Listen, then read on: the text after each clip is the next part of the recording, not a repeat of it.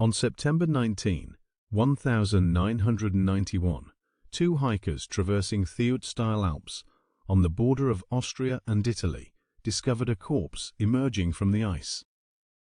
Researchers soon realized they weren't looking at the victim of a recent climbing accident, as initially assumed, but the mummified body of man who'd lived about 5,300 years ago, who they came to call Otzi the Iceman. One early theory for Otsi's alpine death was that he was a local shepherd or hunter who got caught in bad weather and froze. However, a shocking discovery eventually revealed his true cause of death and upended his story. So, what do we know about Otzi, and how did he die? Over the millennia, the alpine cold and sun protected Otsi's body from decomposition, freezing and drying it out in cycles and leaving critical clues for researchers. Otzi was about 160 cm tall, weighed some 50, died between 40 and 50 years old.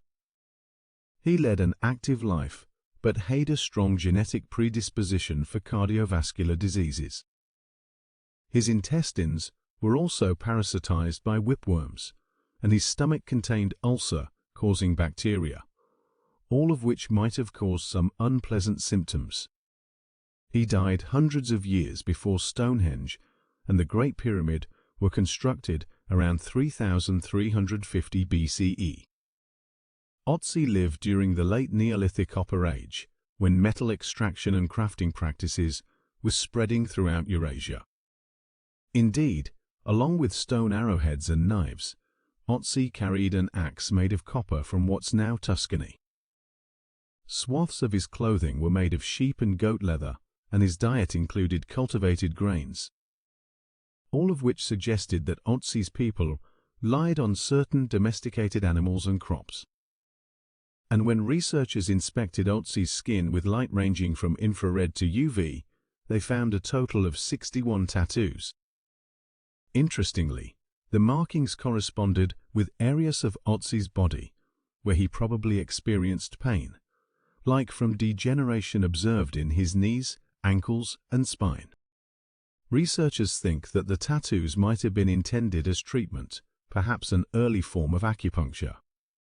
Close scrutiny also clarified the circumstances of Otsi's death and led to a tantalizing prehistoric murder mystery.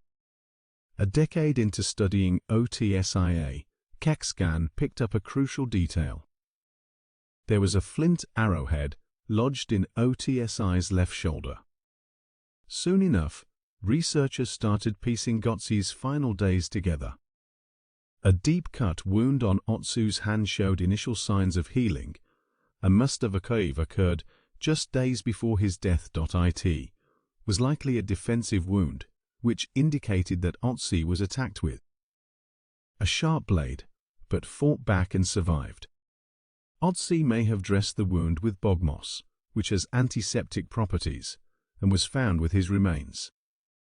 Meanwhile, the types and location of pollen in Otsi's digestive tract indicated that it was spring or early summer, and that his last 3 days were hectic. Otzi seemed to be fleeing something.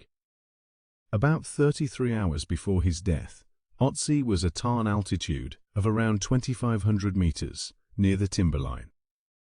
Then, approximately 24 hours later, he descended to at least 1,200 meters to a zone of warmth-loving trees. In his final hours, Otzi reached an altitude of around 3,000 meters where grasses, sedges, and certain wildflowers dominated. His last meal included a large helping of dried wild ibex rhodea and grains. The tangible evidence for the act, degraded and carried away, lost to snowdroppers long ago. Discover why a 2,000-year-old corpse didn't decompose, and the surprising clues it revealed with this video, or explore more. Secrets preserved by permafrost include being cave bears and wolf pups more than 30,000 years old in this one.